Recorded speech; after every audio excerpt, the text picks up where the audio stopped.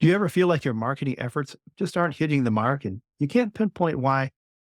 Direct response marketer and copywriter Tom Trush exposes the overdependence on automation and AI in marketing efforts, leading to a lack of genuine customer connections. So, learn how to balance automation with personal touches to enhance your marketing strategies and increase growth and engagement. And join us to transform your automated habits into meaningful interactions. Welcome to the Lead Machine Growth Show, where you will discover how to tackle your tech, master your message, and design your dream. Paul Guyan, the mastermind behind the Lead Machine, introduces you to trailblazers who inspire you to implement life-changing solutions and systems you can model to nurture your leads and get your offers seen by your ideal clients who will invest in themselves and you. Be sure you visit our website at www.leadmachinegrowthshow.com. While you're there, subscribe to us via your favorite network. Now, tune in and get ready to transform your vision into reality.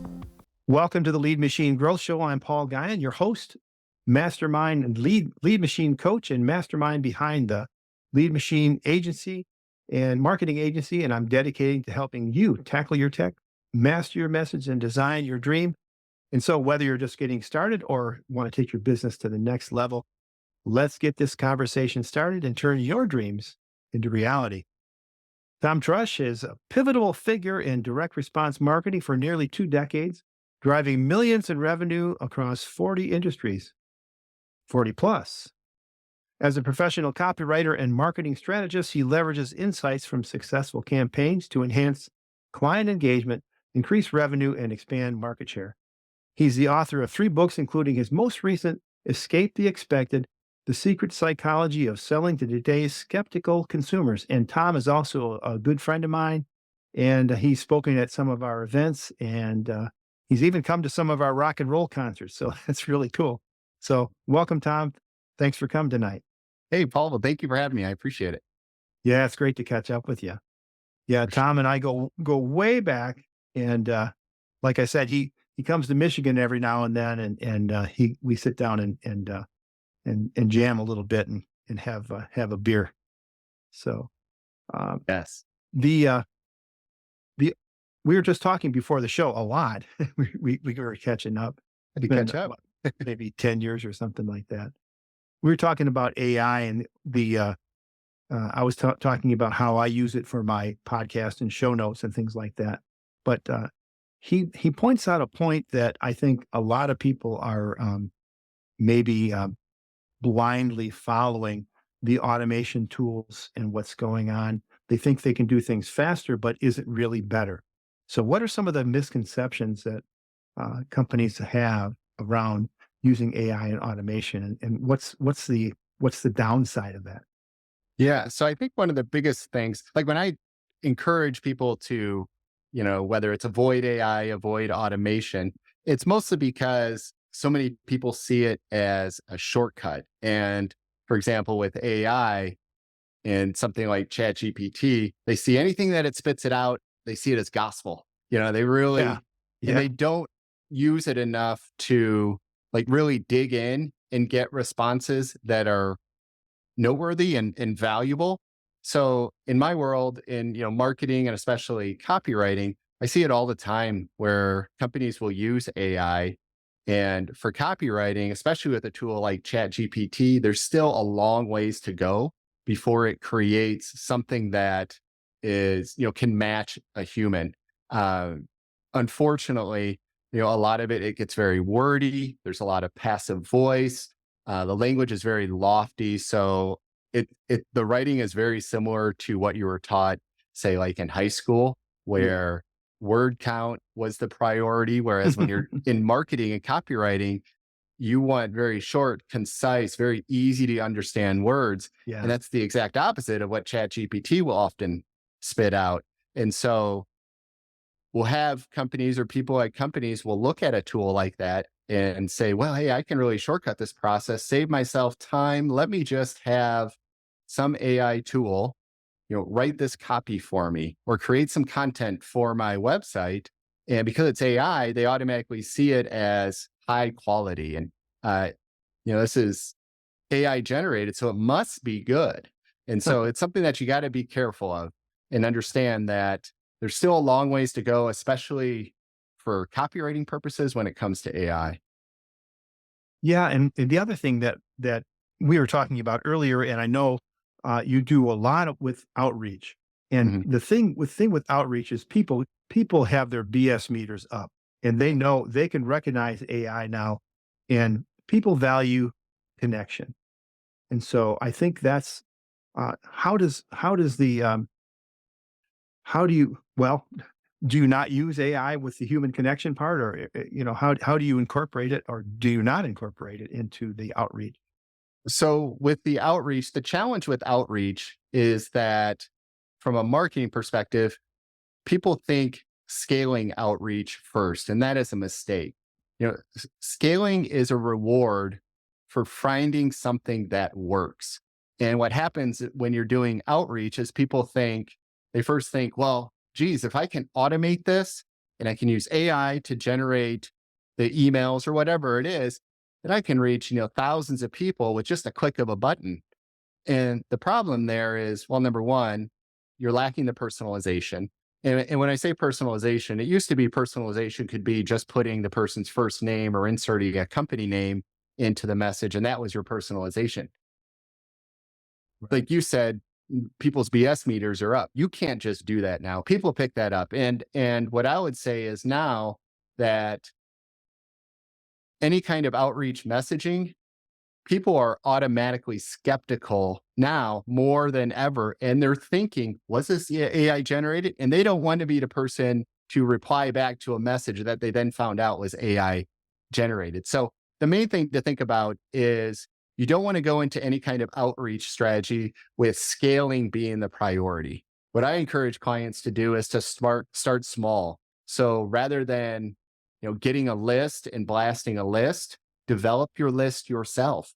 Find people who have a genuine need for what you offer, and then craft your message around that need and make the need specific to that person. Because if you're going to try to craft a message to reach multiple people at the same time, even two, three, four, five people at the same time, you just can't do that anymore. You have to find what works. That's why I say that, scaling is a reward for finding what works. It's not a starting point.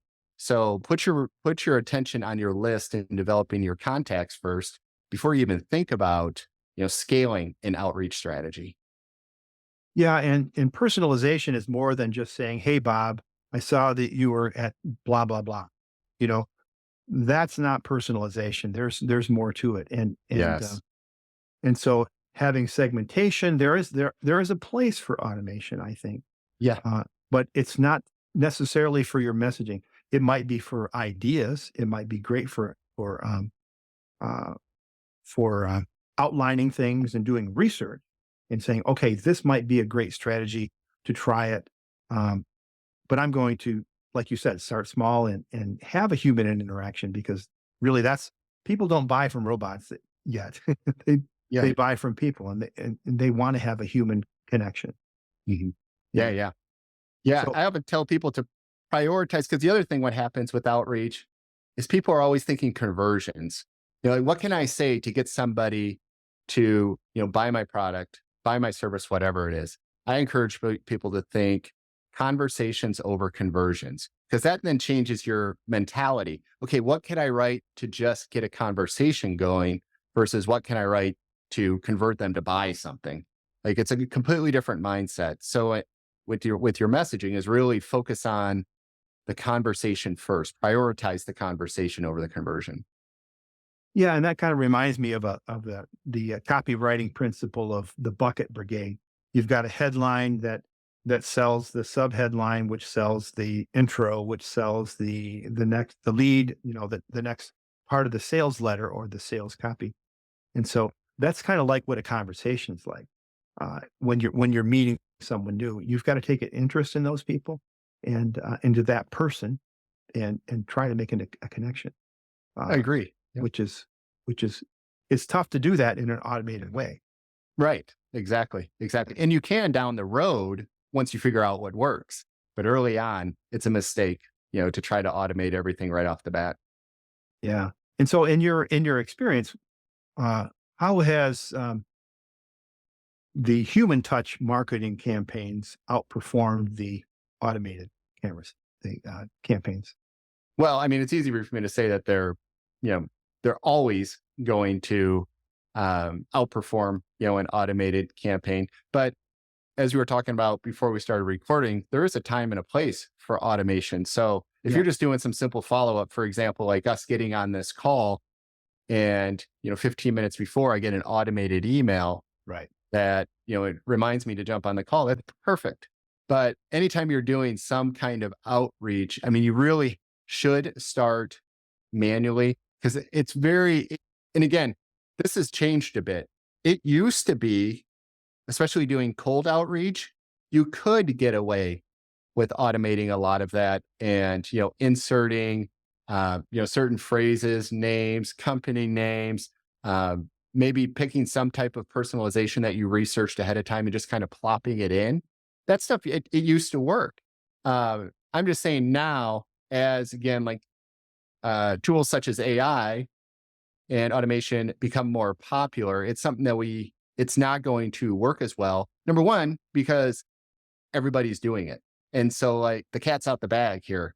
Like, so if you're going to try to do something that everybody else is doing, well, you're just going to fall into that same bucket. Like there's nothing that differentiates you. And so that's why, I feel like the personalization and doing cold outreach one-on-one is going to work far better, because it forces you. And that's the big thing now.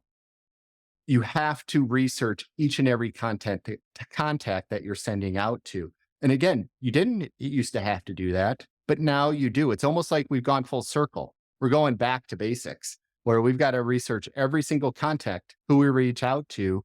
And again, I like to research the contact and find a demonstrated need for what I'd offer. So there's lots of ways that you can do this, and it varies depending on the client. But for example, let's say that it's computer software. You're selling computer software, and you see that a company is looking for software developers. Maybe they posted a job ad, or you see a LinkedIn post where a contact at the company is looking for suggestions for a software developer. Those are the types of things where you see like a demonstrated need for a service that you can provide, and then you can start reaching out to them. Or another good tip is go onto like websites like Indeed.com, where you can see where employees talk about the companies, and you see like reviews about the companies, Yeah. and you can see what employees say about those companies and find comments that relate to what you offer, because those employees will tell you about problems within the companies. And so it's kind of a sneaky Yeah. way that you can, see a demonstrated need for what you offer. So again, it goes back to, it depends on the company, but there are always ways to look for a demonstrated need for what you offer, and reaching out to those appropriate people. Right. And as we were saying before, AI can help you with research, because Yes. there, and so that would be a great role for AI to help you. But again, you need to prompt it in a way that it gives you the result that you were looking for, and give examples of what a demonstrated need is. That, Oh, 100%. but the other thing is that they can tell you what pains and desires and struggles that your target audience has that you may never have thought of. Yes. Which is fabulous for doing research, and for arming your copywriting skills and things like that, so you can speak to a need that's known for that in that particular industry. And Yeah. we were talking earlier about the automation for outreach, and the other thing, not only is the BS meter up, it's up even more because of the spammers are using AI. The criminals are using AI to fool you. And so we are so skeptical about that. It's really hard to get trusted. And the way to break through that, I think, it is that human connection. And Yeah. even then, you got to win that trust. Yeah. And you got to think about like, how would you communicate with a friend or family member? Even with your cold outreach, it's going to be completely different than, an automated message. So things like very short subjects, maybe you might, your grammar might not be 100%, and being a copywriter, of course, grammar and that kind of stuff is important to me. But I mean, there are times in your normal day-to-day outreach where, okay, maybe you didn't capitalize a word that should have been capitalized. But I mean, that's the type of thing when Paul, like if we're just emailing back and forth, I might make a mistake like that. And so like there's things like that you can also work in to, kind of, look beyond just the automated or AI generated content or copy. Right. Um, we just talked about how we can use AI to do some research, but what are some other ways that AI can support rather than replace human interaction in marketing strategies? Well, I think, so one of the things with AI, and again, I'm going to go back to Chat GPT just because it's the most common one that people are using right now. And there are other tools out there that, are useful. For example, like I love WordTune is one that I use a lot. And that's basically, it's a tool that can help when you've already crafted some copy, it can help you rewrite it or write it in a different way, give it a different perspective. Mhm. You can also use it for individual words, just thinking of it as like sort of a thesaurus. So that's great. But if we go back to like Chat GPT, one of the ways that I like using it is giving it my own copy. And Yeah. then if I'm stuck at a spot or like, what am I going to say next? I may give it a prompt such as continue on from the following, and then copy paste my stuff in there, and then just see what comes up. Now, what's going to come up, what it's going to spit out is going to be very wordy, like I said before, wordy, passive voice. There's a very predictable sentence structure that ChatGPT uses. So I got to go in understanding that, but it at least gives me some ideas and helps me brainstorm additional directions that I could go. And it just keeps me from getting stuck. So that's one way that I do like to use ChatGPT. I won't use it word for word. And again, that's a big thing is you have to go in knowing what strong copy is, before you're using it. If you understand that, then you can take what it spits out and just use it as inspiration and then clean it up, fix it up. And it's not as simple as just dropping it into like Grammarly or something, like especially for copywriting. And now content is another story, but copywriting is something that's different. Copywriting, you have to know the reason that you're using certain words in certain places. And so Yeah. if you just take it over to Grammarly, it's going to look for grammar and it's going to look more from a content perspective. Yeah. But still, there's value in just using ChatGPT to continue on to copy that you've already existed just for those brainstorming purposes. Yeah. And you can, we were talking earlier, what I do, how I use Chat GPT for my podcast show notes. I have it take a transcript of of this episode, for instance, and I have it summarize it, look for some quotes. There's some great quotes in here, by the way, already, that you've had. And I use that to help create show notes. So it saves me time, but it also I don't have to listen to an hour or 40 minutes of an interview and go, oh, stop. Oh, at 42 and 30 seconds, I'm going to grab that clip and, uh, and, and quote it and use it in my notes. So it really helps with that.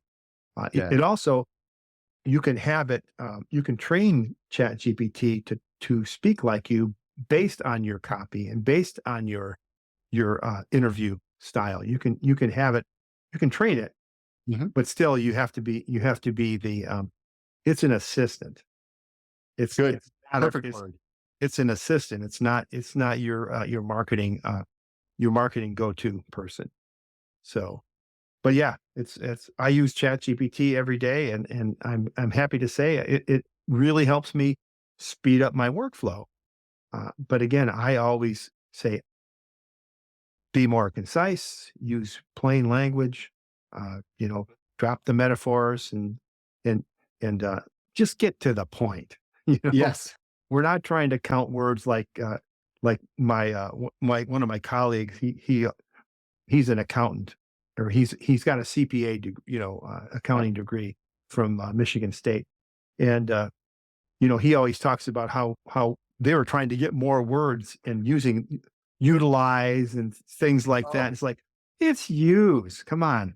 yes. This is not a college paper. We're trying to communicate uh, with with the person, with the reader, trying to connect conversationally, and Correct. you have to keep reminding them that that we're trying to have a conversation.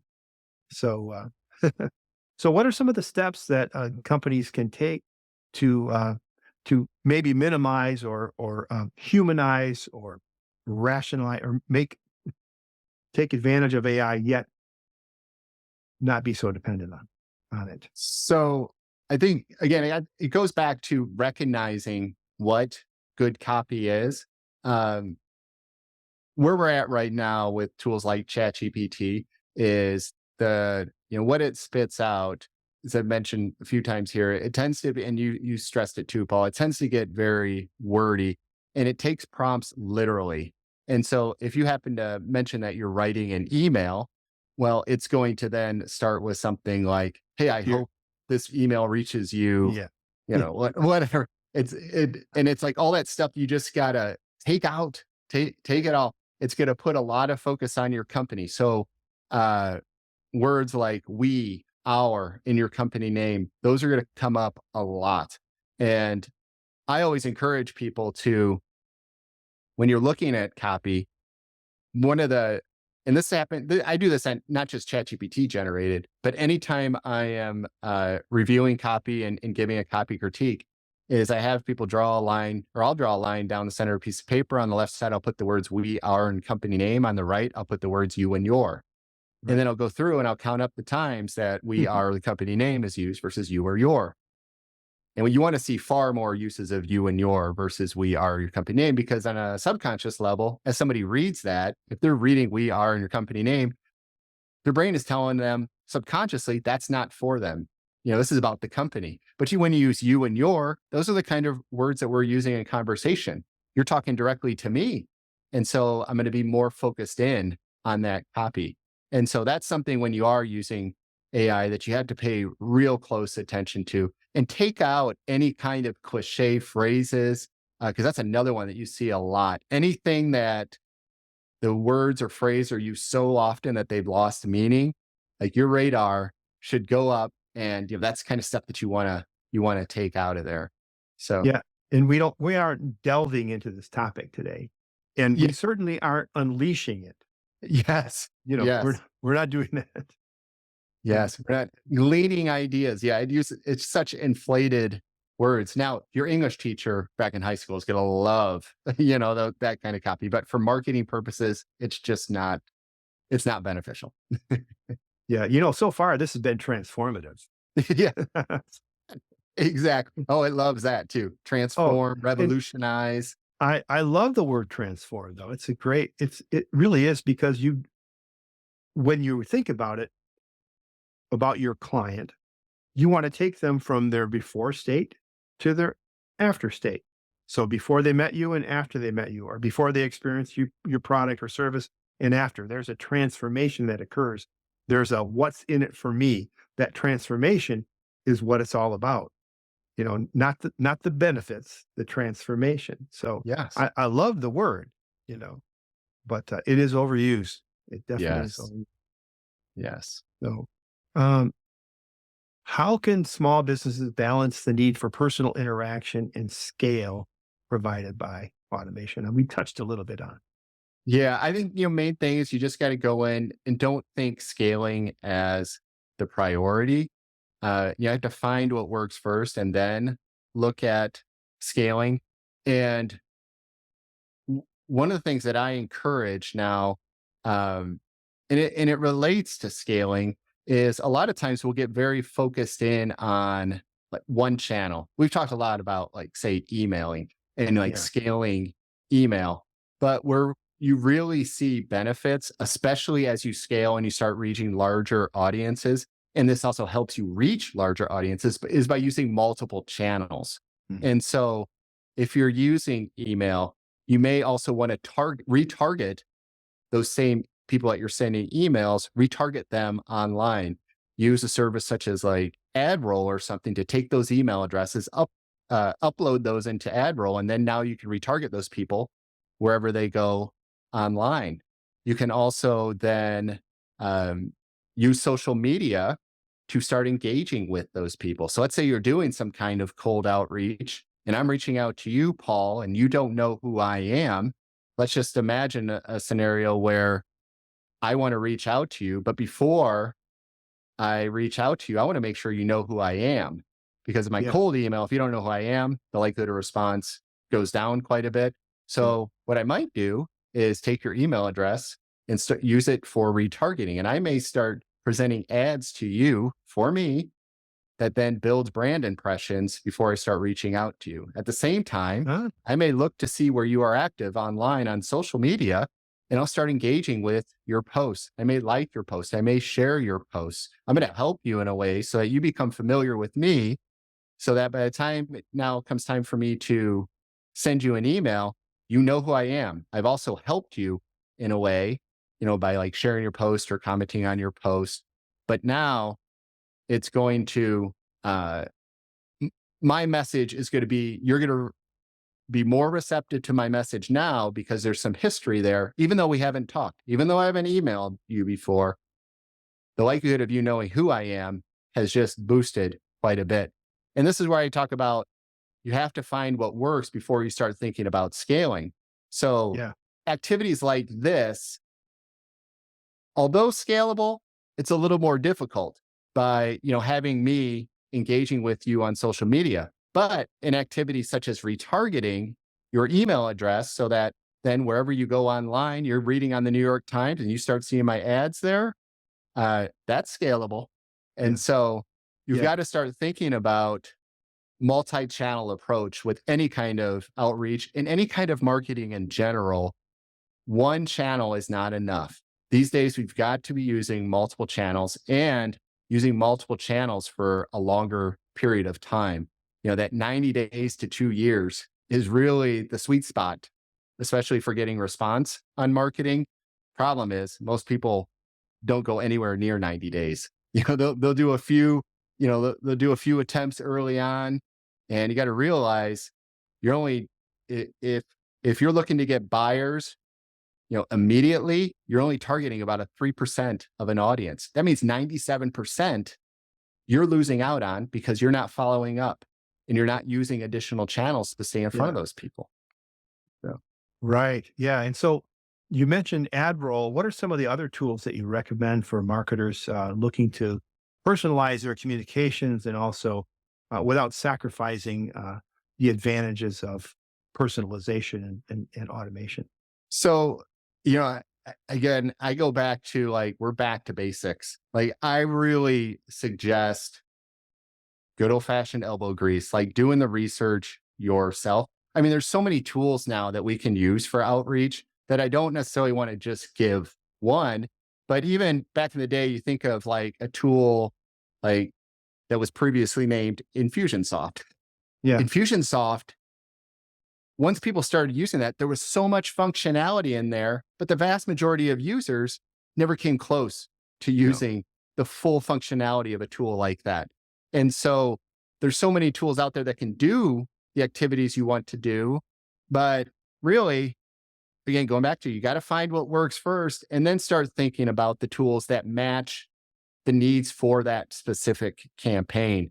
And I would argue that simpler is better because especially if you're going to do it yourself. Now, if you're going to outsource and you have an agency or some kind of outsource provider doing it and they're going to take care of the software, then let them use the software that they prefer. But otherwise, if you're going to do it yourself, figure out the software, the tool that you're actually going to use, because if it's too complicated, it's too difficult, there's too much functionality, you're not going to use it. So figure the one that's the simplest that you're going to use that you feel the most comfortable with. That's my biggest suggestion is don't worry about all the functionality, because especially if you're going to do it yourself, because it's likely you'll never even explore all the options that you have available to you. Right. And who has time to learn another tool? Oh yeah. Yeah. Yeah. It isn't that concept, find who, not how, right? Yeah. Get the who. Now Get the figure who. out how to do it, or else, you'll be figuring out how to do it for a long time. Yeah, and speaking of who, many of the guests that I've talked to have talked about communities and finding a community that you can be in that has your target audience in it already is a really good way to find people like in social media groups, whether it be Facebook or LinkedIn. LinkedIn's a great place for B2B for sure. Uh, but that's a really good strategy for getting to know the likes and desires of the people that are in your audience, and you might even be able to partner with the owner of the group, or certainly get some traction in those groups. Virtual summits is another way to to network and get with people that help with that get to know, like, and trust. That's how I've gotten um, almost 80 episodes of this podcast, mostly due to networking. I've not done any paid ads. I've not spent any money, just elbow grease to get guests on the show. And of course, in the beginning, I asked all my friends to be on the show, but that's only going to go so far. But now I have, by using virtual summits and networking in different kinds of groups has been a great way to get to know people. Is that part of your outreach strategy as well? Yeah. And along those same lines, I find it really interesting when companies will spend literally thousands of dollars every month to buy lists of quote leads, and they're just contacts. They aren't lead lists are not leads. Now we got to be clear about that. Yeah. They'll spend thousands a month when you could take that same investment and maybe you join, a organization, a group that has your target audience in it, or you invest in a contact who is influential Yeah. with your target audience. Like that's a much more valuable spend or investment than buying these lists, that get positioned as leads. And they're really not leads because when you're buying things like lists, oftentimes it's just, hey, I want, CEOs at companies at this size, that's in this location. And there's no buying characteristics there. There isn't a demonstrated need. Right. Yeah. But when you can invest in being in front of audiences of your target prospects, I mean, it's just a much more valuable investment, whether that's to get in front of a group or get in front of somebody who is influential with your group that then, you can develop a relationship. It amazes me that, people would rather make that, poor investment in these lists when you could take that same money and just use it much more wisely. Or going back to like creating your own lists and then spending the time to develop the relationship with your own list and doing that outreach. Like, yes, it's an investment in time, but I would argue it's a much more valuable investment than a monetary investment of just buying a random list of lists of, again, leads that are just Yeah. contacts. Yeah. He's using the air quotes for those who are listening around Yes. the word leads. Yeah. And the other thing is that people can do is get on podcasts or have Right. your own podcast, but get on podcasts that serve your audience, your target audience. So there's your influencer. And that's really easy to get on podcasts. I think there's more podcast guests than there are podcasts these days. There are people looking to be on podcasts, but it's a great way to meet people and network and to get exposed to new audiences. Yeah. Yeah. 100%. So, so hey, I think we're about to the end of our time together today. As we wrap up with your final words, what are three ideas that are three things that our listeners and viewers can do to put these ideas into action? So I'm going to sound like a broken record, but number one, again, we got to focus on our list, like focusing on your audience. Spend that hard work, that time to target people with your marketing that have a demonstrated need for what you offer. Because then that goes into number two is that now you can properly personalize, that message. And again, going back to using multiple channels. So when you're doing your marketing, making sure you're not just relying on email or not relying just on your website, but you're getting as many channels involved as possible. even better if you work in offline. We didn't even get to that topic. That's true. And Yeah. I love offline stuff like direct mail, but that's for another time. And then I would say that, the third one, again, we didn't talk about the third one too much, but another thing I find that's super important for marketing purposes now is personal branding. People do business with people. And so they don't do business with brands, it's people. And so this is another area where you can elevate the effectiveness of your marketing by focusing on your own personal brand, becoming that authority in your space so that people want to do business with you. But then as you build your personal brand, you demonstrate an expertise, you demonstrate your knowledge. It's not that your marketing now has to state you have this knowledge or you can do XYZ for your prospect. As you build your personal brand, you're proving you can deliver those outcomes. So those are the three things. So focusing on that on your list with personalization and using multiple channels, and then focus on building your personal brand as well. Awesome. Well, thank you, my friend. And you can reach out to Tom. You can go to www.tomtrush, that's trush.com, and you can get on his email list. And also, you can find him on LinkedIn, where he's very active with his tips and sharing his wisdom and tips and techniques and all the things that he's into. So check him out. That's again, www.tomtrush.com, and check him out on LinkedIn. So as we Sure. sign off, remember, faith and action go hand in hand. So keep the pedal to the metal. Until next time on the Lead Machine Growth Show, I'm Paul Guyan and Tom Trush. Thanks, my brother. Thanks for coming. Thank you, Paul. I appreciate the time. Thank you for tuning in to the Lead Machine Growth Show with Paul Guyan, where we show you how to tackle your tech, master your message, and design your dream so that you can transform your vision into reality. Remember to visit our website at www.leadmachinegrowthshow.com and enjoy even more great episodes like this one. Again, while you're here, subscribe to us via your favorite network. We look forward to seeing you next time on the Lead Machine Growth Show.